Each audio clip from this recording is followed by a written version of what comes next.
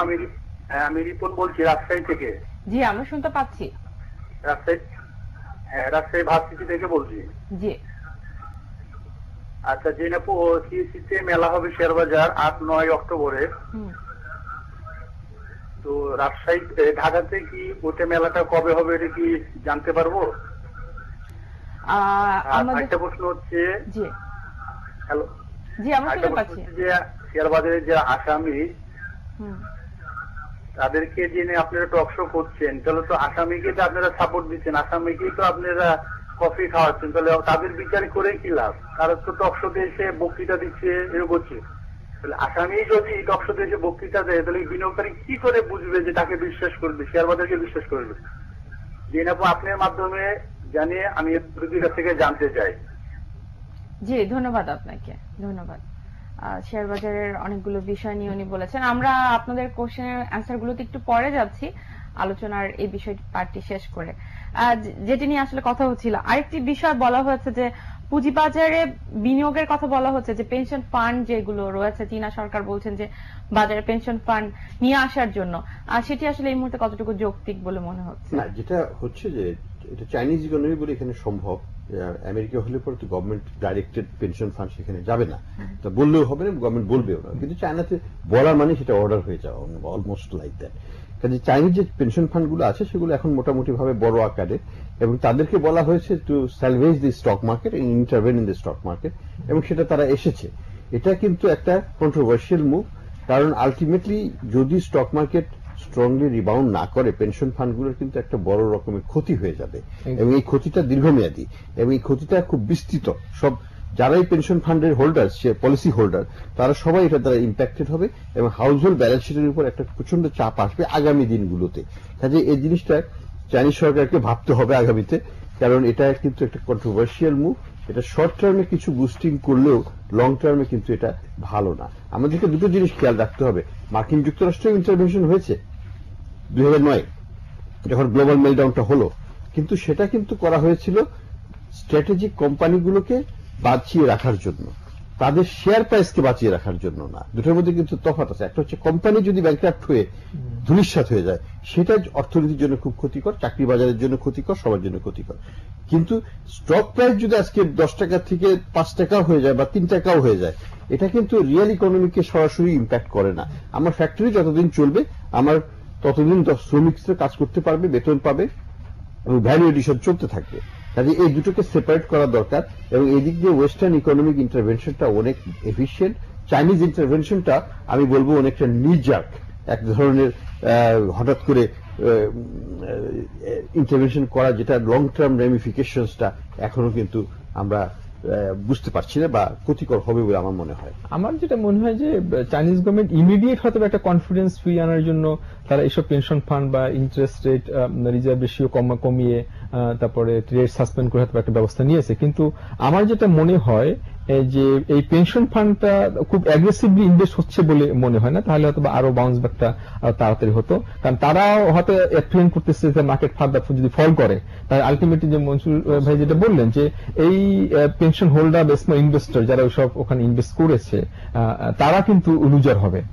তারা লুজার হওয়া মানে তো আলটিমেটলি এটা ক্যাপিটাল মার্কেটের জন্য একটা নেগেটিভ। সুতরাং আমার মনে হয় যে এখন বেসিক যে আসলে পদক্ষেপগুলো সরকার নেওয়া উচিত, যে আসলে কর্পোরেট সার্ভাইভাল, যে লিস্টেড কোম্পানিগুলো বা অন্যান্য ইকোনমিক অ্যাক্টিভিটিসকে আরো বাড়াই তোলা, ক্রেডিট গ্রোথকে আরো কিভাবে বাড়ানো যায়, সেই পদক্ষেপগুলো কিন্তু নিতে হবে। এক্স্যাক্টলি। তো আমাদের এখানে আর চায়নার মধ্যে একটু ডিফারেন্স হলো, তাদের প্রচার প্রসারটা একটু কম, মানে নিউজ গুলা আসতে পারে না, তারা খুব রিজার্ভ, যার জন্য তারা যে কি করে সেটা বুঝতে কি হচ্ছে গণমাধ্যমে খুব কমই আসে। কিন্তু আমাদের মধ্যে দেখা যায় প্যানিক হয়ে আসে।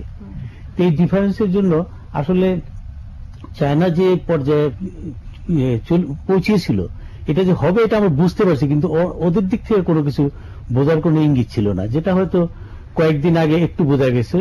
কিন্তু আসলে তাদের এই জিনিসটা আমার মনে হয় আমাদের ইকোনমিকে বিশেষ ক্ষতি করতে পারবে না। আর বিশেষ করে আমরা একটু চায়নার সাথে বিজনেস বেশি, খুব কাছাকাছি রিলেশন তো আমাদের তাদের বেশি, যার জন্য আমরা আসলে হঠাৎ করে যে অবস্থাটা আমাদের এখানে কয়েকদিন আগে যেটা হয়েছিল এটা আসলে না হইলেই পারতো, কিন্তু একটা প্যানিক তো আমাদের এখানে একটু বেশি হয়। আর কিন্তু এই দিক থেকে দেখেছি আমরা যে ভারতের পুঁজিবাজারে যখন এই ধসটি আসে তখন মোদী সরকার নিজে থেকেই আসলে আমরা দেখেছিলাম যে বাজার কিভাবে পরিবর্তন করা যায় সে ব্যাপারে তারা বিভিন্ন ইনিশিয়েটিভ করার কথা চিন্তা করছে। তো বাংলাদেশের সরকার আসলে এই ধরনের কোন ইনিশিয়েটিভটা বাংলাদেশ সরকার অনেক পরে নেয়। ওরা অন্যান্য গভর্নমেন্ট যেটা সরকার যেটা করে, যেটা ইন্ডিয়া করে বা চাইনিজ করে, তার আগে থেকেই চিন্তাটা করে, এর মধ্যে ইনভলভ থাকে বেশি। আমাদের হয় কি, আমাদের হলে কোনো একটা ঘটে গেলে তারপর আমরা চিন্তা শুরু করে দিই। কিন্তু এখানে একটা বেসিক ডিফারেন্স আছে এই যে আমার ভাই, যেটা হলো ওখানে ইম্প্যাক্টটা কেন ইমিডিয়েট হয়, কারণ ওখানে অনেক ফরেন ইনভেস্টমেন্ট আছে। আমাদের এখানে কিন্তু ফরেন ইনভেস্টমেন্ট খুবই কম, যেটা হলো লেস দ্যান 2.5%। তো এইটা যদি কোনো ফরেন ইনভেস্টররা এই যদিও বাংলাদেশ ইকোনমিতে এমন কোনো ঘটনা ঘটেনি যে ফরেন ইনভেস্টররা জাস্ট তাদের ফান্ড আবার তুলে নিয়ে যাবে, সেল প্রেসার আসবে, সেই ধরনের কোনো ঘটনা ঘটেনি। যেটা ঘটেছে এই স্মল বিনিয়োগকারীরা কিছুটা প্যানিক হয়েছে, প্যানিক হওয়ার কারণে আরো কিছু সেল প্রেসার আসছে। বাট সেই ধরনের আমার মনে হয় বাংলাদেশে যে ধরনের ফরেন ইনভেস্টমেন্টের যে সাইজ, এরা যদি অফরোড শেয়ার করে দেয়, এগুলো এইসব ধরনের শক অ্যাবজর্ব করার ক্যাপাসিটি কিন্তু আমাদের রয়ে গেছে। মার্কিন ডলারের বিপরীতে আমরা দেখেছি যে রুপির মূল্য কিন্তু অনেকটা বিনিময় মূল্য কমে গিয়েছে, যার কারণে ভারতের পুঁজিবাজারে ওই ইম্প্যাক্টটা এসেছে। তো এটি আসলে আমরা দেখেছি যে নাসডাক স্টক এক্সচেঞ্জ থেকে শুরু করে জার্মানির ফ্র্যাঙ্কফুটে আমরা দেখেছি একই ধরনের ঘটনা ঘটেছে, এরপরে লন্ডনের স্টক এক্সচেঞ্জেও একই ধরনের ঘটনা ঘটেছে। তো ওভারঅল স্টক এক্সচেঞ্জ গুলো যখন এত বেশি আসলে আমরা দেখছি নিম্নমুখী, তখন কিন্তু বাংলাদেশের স্টক এক্সচেঞ্জে খুব বেশি কোনো প্রভাব আমরা দেখতে পাইনি, যে রাতারাতি 1000 পয়েন্ট কমে যাওয়া বা 1000 ইন্ডেক্সের সাথে সাথে আমরা দেখতে পাই অনেক সময় যে টার্নওভারও কমে যায়। এত বড় কিন্তু ইম্প্যাক্ট আমরা আমাদের মার্কেটে, আমাদের এখানে তো বাবল তৈরি হয়নি সত্যি, এখন কিন্তু বাবল নাই। দেখেন আপনাদের ওভারঅল মার্কেট পি কত 16, এবং দেখেন আমরা যে একসময় বলি যে ফান্ডামেন্টালি স্ট্রং কতগুলো সেক্টর আছে, তার মধ্যে কেউ কেউ বলে যে ব্যাংকিং সেক্টর ফান্ডামেন্টালি স্ট্রং। দেখেন সেখানে মোস্টলি শেয়ার প্রাইসটা কোথায় আছে, 10 টাকা শেয়ার, 10 টাকা, 12 টাকা, 15 টাকা, 20 টাকা। তো সেখানে কিন্তু পিটা কত, সেখানে পি তো অনেক কম। তো আপনি দেখেন একটা ক্রাশ করতে হলে অবশ্যই একটা বাবল তৈরি হতে হয়। তো এখন চাইনিজ মার্কেটে দেখা যায় একটা তো ক্রেডিট বাবল তৈরি হয়েছে, আবার স্টক বাবল তৈরি হয়েছে, দুইটা বাবল একসাথে। তো সুতরাং সেখানে এই ধরনের একটা ঘটনা ঘটবে, এটা খুবই স্বাভাবিক। কিন্তু আমাদের দেশে কিন্তু এখন আর সেই স্টক বাবলও নাই, আর ক্রেডিট এখন তো আপনি জানেন যে এখন আমাদের এখানে ক্রেডিট বাবলও নেই, এখন ক্রেডিট গ্রোথও কিন্তু খুব স্লো, তো ক্রেডিট গ্রোথ হচ্ছিল। তো যার ফলে হয় কি আমাদের এই ধরনের কিন্তু যে সাইকোলজিক্যাল কারণে যতটুকু ইম্প্যাক্ট আসে সেটুকুই আসার। বাট একটা জিনিস হলো খেয়াল রাখতে যে আমাদের এখানে বিনিয়োগকারীরা যেভাবে অ্যাটিটিউড করে, চায়না দেখা যাচ্ছে একইভাবে, কারণ আমাদের এখানে বিনিয়োগের ওখানে এখন ট্রেডিং হয়ে গেছে, ওখানে ইনভেস্টমেন্ট খুব একটা হচ্ছে না, ট্রেডিং এ যেখানে খুব বেশি, আমাদের এখানে ট্রেডিং হচ্ছে T+2 T+3 ম্যাচিউর হলে শেয়ার বিক্রি হয়ে যায়, এর জন্য ভোলাটিলিটি বেশি। তো এই ট্রেডিং এখানে বিনিয়োগটা যেহেতু ইনস্টিটিউশনাল বিনিয়োগকারী এখানে আপনার কম, সুতরাং এখানে কিন্তু ওই ট্রেডিং টেন্ডেন্সিটাই বেশি, যার ফলে একটু মার্কেটে একটু ভোলাটিলিটি চলে আসে। ফোন আছে, আমরা একটু প্রথমে মেনন আপনি জানতে চেয়েছিলেন যে মেলা কবে অনুষ্ঠিত হচ্ছে। সেটি হচ্ছে 8 ও 9 অক্টোবর সিএসসি কনভেনশন সেন্টারে এই মেলা অনুষ্ঠিত হতে যাচ্ছে। আপনাদের যারা আসলে সরাসরি পুঁজিবাজারের সাথে সংশ্লিষ্ট আছেন, আপনারা এই মেলা পরিদর্শন করে পুঁজিবাজার সংশ্লিষ্ট বিভিন্ন বিষয় জানতে পারবেন। এরপর রাজশাহী ইউনিভার্সিটি থেকে যে ভাই সরাসরি আমার কাছে প্রশ্ন করেছেন যে যারা পুঁজিবাজার স্ক্যাম বা পুঁজিবাজারের বিভিন্ন বিষয়ের সাথে সংশ্লিষ্ট রয়েছে, তারা বিভিন্ন টেলিভিশনে টক শোতে কিভাবে অংশগ্রহণ করে। আসলে যতক্ষণ পর্যন্ত কোনো মামলার বিচার না হয় ততক্ষণ পর্যন্ত তাদেরকে আমরা আসামি বা সে ধরনের দোষী সাব্যস্ত না হওয়া পর্যন্ত আমরা কিন্তু সেটি বলতে পারি না, কারণ অনেকের নামে এ ধরনের মামলা থাকে, এ ধরনের বিষয় সংশ্লিষ্ট থাকে, কিন্তু পুরো বিষয়টি কিন্তু কোর্টের উপর ডিপেন্ড করে যে তারা তাদেরকে কিভাবে সাজা দিবে। যখন শাস্তির আওতায় চলে যাবেন তখন তাদেরকে আমরা আসামি বলতে পারি, কিন্তু তার আগে পর্যন্ত তিনি কিন্তু সাধারণ মানুষের কাছে নিরাপদে থেকে যান। তো আমরা আশা করব যে আসলে সে ধরনের বিষয় যখন কোর্টে আসবেন বা কেউ দোষী সাব্যস্ত হবেন, তখন আমরা আশা করব যে তাদেরকে পুঁজিবাজারের এ ধরনের টক শোতে আপনাদের সামনে না নিয়ে আসার জন্য। কিন্তু যতক্ষণ পর্যন্ত বিচার হচ্ছে না, যতক্ষণ পর্যন্ত আমরা জানছি না যে তিনি আসলেই দোষী, ততক্ষণ পর্যন্ত তিনি আসলে পুঁজিবাজারের বিভিন্ন টক শোতে অংশগ্রহণ করতে পারে। আমার মনে হয় যে চিটং এর যে দর্শক রয়েছেন তিনি তার উত্তরটি পেয়ে গেছেন। আমরা আবার একটু টেলিফোনে গিয়ে আবার ফিরে আসছি। হ্যালো হ্যালো হ্যালো, লাইনটি কেটে গেছে।